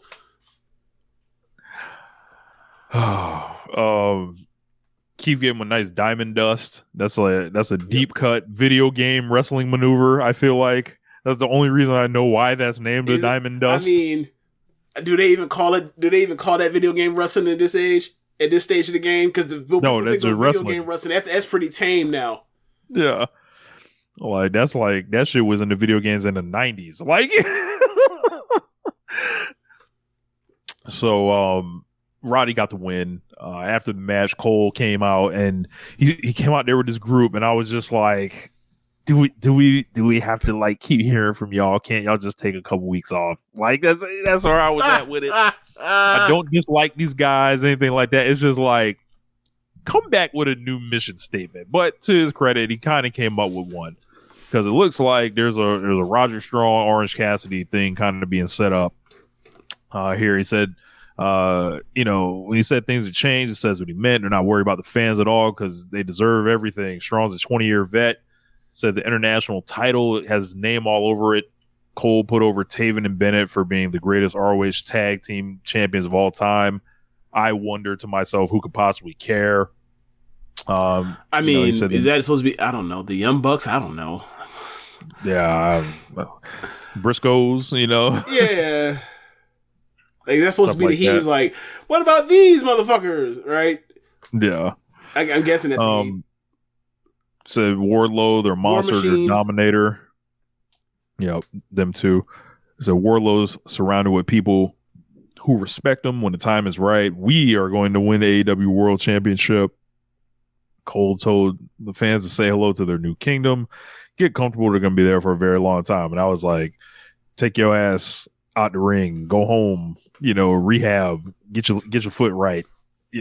Holla. Oh, continue with the bit. Red Dragon. Yeah. Motor City Machine Guns. Add them in. Yeah. SCU. Yeah. Renee was backstage with Deonna Purrazzo. Says she's still on cloud 9 after her debut. And in walked Red Velvet. Yeah. Deonna Purrazzo versus Red Velvet was then booked for Collision. I did not watch Collision this week, unfortunately. But I'll catch up. Wink, wink. For the main event, Jim Ross came out and Justin Roberts introduced Flair to the ring. This crowd was hot all night, too. Yes, this is a big energy show, too. I think we're kind of underselling that. But we got Sting and Darby Allin against Powerhouse Hobbs and Takeshita in one of the absolute most positively psychotic matches I think I've ever watched on TV. Darby Allin is a psycho. Sting is a psycho. Takeshita, Hobbs.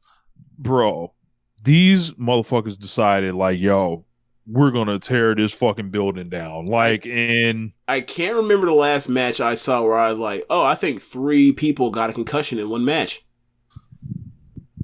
Bro, this is crazy, bro. Like I'm not saying they did for sure. I'm not a doctor, but I was like, these are subcussive force, like, blows to the head and neck that are being sustained by these people.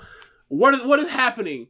Who allowed this? How did this happen, bro? The fall, the finish with Sting and Will Hobbs, bro. I was like, what are they doing the whole time? That's 2 for 1 concussions. Yes, I was fucking shocked. I was like, bro, they're horrified. doing a fucking reverse DDT there. Oh, because they were supposed to go through 2 tables. They only went through 1. They barely got the 1. And I was like, yo, this man Sting is fucking psycho, but absolutely that shit going was reckless and dangerous and crazy. Classic. In the Notebook. Oh my yes. God. Somebody gift that shit. Somebody give me that slow raise. I don't necessarily disagree with you because I was like, this is fucking insane. Someone's going to die. Yeah, I am bro, not Darby correct. almost died twice in that match, bro. Yeah, bro. Darby jumped off the fucking. I don't even know what the fuck. I'm sorry, was, 3 bro. times. I forgot about that one. They do the rolling. Insane. They do the rolling German suplex spot that they did the week before, going down the bottom of the ramp. Except they did it on just a horizontal or just on the floor, and Takeshita sends him flying. And Darby, instead of flipping over and landing on his shoulder or whatever else, he lands on the top of his fucking head while flipping. Yes, undoubtedly. He looks a mess. I'm like, oh my God. Match continues. He gets ready for the next spot. And then at some point, and then like 90 seconds later, whatever it was, Darby's back in the fucking ring. He's down. He's getting double teamed by Hobbs and Takeshita. And they decide to slingshot, not slingshot, because that would imply that he's been stretched and then let go. They basically hurt him by his arms and legs. 1, 2, 3. He goes up in the air, goes flying, and then on the way down, he clips his head and neck, clips one of the ropes. And while he's in the air, he is twirling. He's twirling almost like imagine someone doing a tornado. He's that boy's doing getting flipped inside out. Revolutions in the air. He has he doesn't know what's going on. He's not aware of where the ropes are until the rope fucking pops him in the mouth or in the neck. Bro, it was just oh my God. That shit was full Diana Ross. Upside down, you're turning me. You give me love. Right up, inside out. Yeah, all that shit. Yes. Yeah, man. This was sensational. I hate to say it, but it was bro, whatever Dart has gotten into Darby and Takeshita, they gotta keep going. They gotta keep running. Do they? Is someone going to have to die? Bro, I would love to see these men explore all parts of the art of pro wrestling. Yes. Next time Darby fights Takeshi, I need Darby in a football helmet. or it ain't gotta be the full on how about the leather helmet? Be the full Riddell or the shut. They can put him in the soft 7-on-7 helmets now that they put the kids in now. They can do that, but it can't be what he's been doing where it's just he going out there raw head. Nah, he gonna die at this rate. He's they stumbled into these two together, and it's just I want to see more. Takeshita throwing that man around like he's Yoshihiko. No regard, don't give a fuck. He's a doll. He is throwing him around like that, man. Sting and Darby win. Hold on. Before we move on, Brave said also Darby is going to climb Everest. Darby ain't gonna be able to sip through a straw at this rate.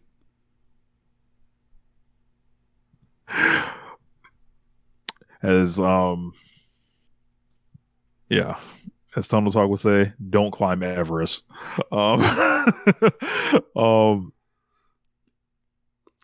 the match, Darby Q, he's gonna be talking with his eyes. He's gonna have a computer where he looks at the screen and he's gonna be talking to us with his eyes. You need to stop. This guy's built different, man.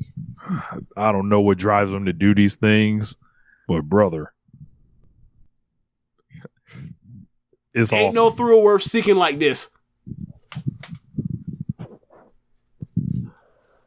Shivani gets in the ring and asks Sting, who is his final opponent going to be? we not finna just breeze through like as if Tony Schiavone got up there and asked him that real smooth. They took a while. It was kind of awkward because we didn't know if the lights were on with Sting. We didn't mention what Flair did. Flair got in there, was trying to chop Hobbs. That's right. There was also a part in the match, early in the match, or in the first half of the match, where Takeshita was in front of Ric Flair and he was chopping the fuck out of somebody in retaliation for when Takeshita threw like a series of chops one time and like two of them sucked, but the first one was great. And then Flair said, like, the Kesha guy, if the person that trained him saw, they beat the hell out of him for throwing these shitty chops. And then Takeshita made sure to chop in front of Ric Flair and was chopping the fuck out of that dude and was staring holes daggers into Ric Flair. It was fucking amazing. It was fucking amazing. Ric Flair was getting flashbacks. He was like, I remember Saruta, I remember Oh my God. I remember Fujinami, He's seeing them red lights, like, oh shit, like he's reincarnated. But yeah, man, after Sting, pulls what's left of him back together to get to find the strength inside of him to get up and crawl his ass back into the ring so Schiavone can talk to him. Bro, I was like, bro, is he dead? Bro, Sting was looking rough. Like that, Sting come out here with the slick back, and stuff like that, but it'd be thin a little bit, but it'd be like, it looked like it was weathered. Like he went through some action, like he put in a hard shift, that night with that match, but ask him. Sting, you know what? I don't know if you've ever seen this trope in like westerns and cop movies where like it's their last day on the job or it's their last or it's the last ride and like the old timer thinks like I'm going to do this one last thing. I'm perform my one last service of duty and then I'm going off into the sunset with my wife, my family, whatever. And then they tragically don't make it. It makes it more sad because this is the last shift. That Carlito's way. Bro. Yeah, right. When Sting got up, it was like, oh, I'm taking my ass home. Sting was like, whoever wrote this movie wanted me to die here, but I didn't die. You bastard. I got up and I'm finna get the fuck out of here. Bro, Sting was hurting bad, boy. He was hurting bad. He was hurting. And the worst part of it is Hobbs' fall. He took a worse fall. He landed on like his fucking neck. Yeah. From a high angle. It was bad, bro. It was a crazy match. A crazy match. Like Kenta Kobashi would have looked at that shit like, what the fuck are y'all doing? Kobashi at the dome was like, nah, bro. You can't be doing this. Like, bro, you landed on your neck from a ramp before. Yeah, but y'all did like 4 of those, basically. So, Tony Schiavone then asked Sting, who's gasping for air, if he wants to talk about the final match at Revolution. God damn it! Shit, he's a gasp for air. Holy shit! Oh my God! Go ahead, Rich. Go ahead. And he said, "Who's going to be your final opponent?" And then the music fucking hits. The Young Bucks, Matt and Nick Jackson, show up, and they're finally back after months and months, or it seems like months. They have returned, and you automatically get what's going on here. They don't say a word. A word doesn't need to be said. Mustachioed, both of these gentlemen. Came back looking terrible, like usual. Nick had the all white suit on. Matt had the all black one with the jacket. Reality. I kind of like Matt's the jacket that he had on. And it's Sting and Darby against the Young Bucks at Revolution, and man, I was like immediately, popping, losing my mind, happy the Bucks are back. And then I was like, well, against Sting and Darby, it makes sense. Like they've won every tag match they've ever had, Sting and Darby, and who better to work with than the Bucks? But apparently, not so fast. A meltdown then ensued. Why is it the Young Bucks? Why is it this? Another round of Young Bucks delusion. Right. Another round of, people drawing up misinformation. Another round of the likes of those like Matt Coon immediately contradicting himself in public.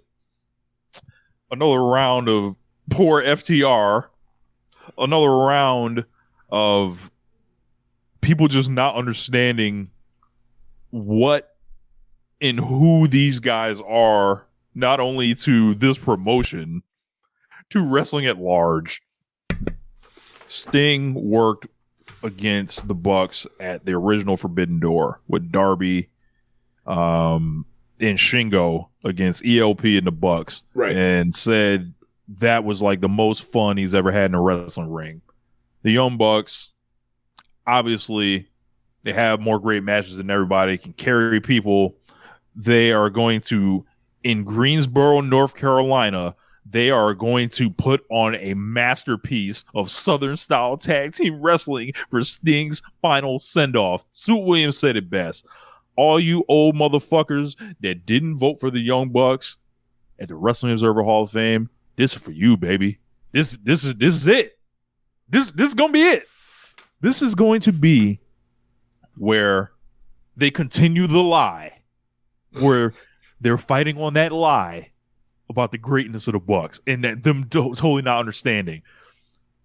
They continue to be consumed with the hatred to not realize they're going to make Sting look like a fucking $1 million cash out there. That Sting handpicked these guys. He did not pick anybody else to work with. He's already worked with some of the other people that, Yep. Not in the 2v2, but in trios. Mm-hmm. Like, he's had 2v2s with these other teams, right? Mm-hmm.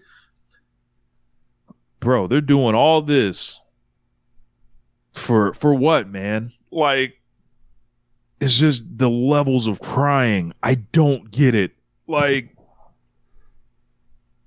I was very happy to see this match announced. Not even thinking about that aspect of it. I thought it would just be a cool match. Bucks returning, the dynamic, the retirement aspect of it. Obviously, it's going to be fucking crazy. The Greensboro, North Carolina deal, Southern style tag wrestle. Cool, that all kind of adds into it. But then when I find out that it bothered people this much, I'm like, oh, well, for me, when it was first announced, my first initial thought was like, oh, they're doing Sting's retirement show in Greensboro, North Carolina, and like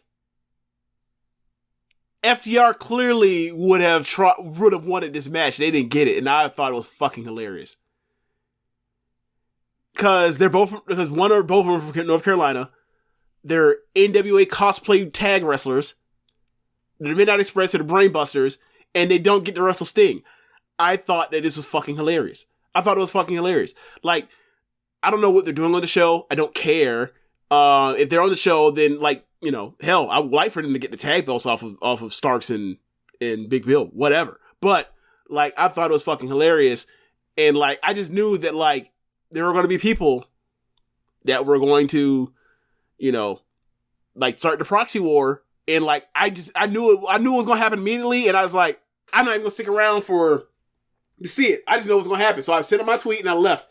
And, yeah. I already knew where it was going to go. I already knew. Yeah, man. Can't have nothing these days, apparently. They're going to make it all about themselves, all this other shit. Look, man, I don't know about you, James. When I watch the Young Bucks wrestle people, it don't be feeling to me like they wrestled a match for themselves. Like, I don't like, it don't ever quite add up. These imaginary narratives. I seem to recall. I'm not even going to go down the list. You guys know the list. We're all smart here. Obviously, it's loud talk from, admittedly, people that have, I don't know, man. I don't even know how to describe it, but like, what it wasn't even on like my mind at first. It was like, yo, this is cool. Sting wanted this. This is a cool match. That's enough for me. Mm-hmm. And I think it's enough for most fans, but like, you know, if you're online and you're involved in a discourse, then you know, like, people are gonna have sides on this, of course, because the Young Bucks are divisive because of who they are, because they exist. Yeah, it's. We're gonna hear from them this week. So I'm sure they'll have something to say. So they got 2 months to get there, whatever they're doing with Sting. However they can make it special for them, I hope they do so, because they wasted a lot of time thus far. So even if you got to make a call to Paul Levesque and say, hey, how can you help us here? Can you provide footage? Can you do something? They'll probably tell you to go fuck yourself, but you got to call. Like, you got to try for Sting. As much as Sting has done for this promotion, he's your legend now. Like, he's like, you continue to merchandise Sting after Sting lays it down. You continue to hold the legacy of Sting after Sting lays it down. Yep. Now. You know what, Rich? I was gonna save this until Revolution, but whatever, we're here now. Remember when like Sting showed up at Winter's Coming, and like the immediate thought was like, oh my God, is he going to politic to get the belt? Oh my God, is he? He's gonna be beating people left and right and all this other shit. Remember that? Yes. How'd that work out? All these years later now. I mean, he is undefeated. Was this not one of the more successful like ways to use a legend in like the history of pro wrestling? If you had to list the 5 greatest booking accomplishments of Tony Khan, the restoration and preservation of Sting is absolutely in that list. And like, it has gone in a way and grown, quite frankly, because when they first brought him in, they were like, yo, you can do cinematic matches, right? But what we found out was that was an old man full of pride, full of wanting to work to the standard, wanting to retake his own legacy, that it feel like they took him out, WWE took him out back themselves and ended that shit on their terms. No, Sting now gets to lay it down on his terms. Bro, Sting has never been like the number one wrestler for me. I've always just liked Sting or whatever and thought it was cool when I was growing up. Bro, and Sting lays it down, bitch, I might cry. Like, and it's like kind of hitting me now. It's like, damn, maybe I really do love Sting. And yes, Brewhaven asking, is AEW the best Sting run? For me, it is. Like, I mean, like I was too young for a lot of the stuff in WCW. Like, and a lot of it was, like this. I did watch TNA.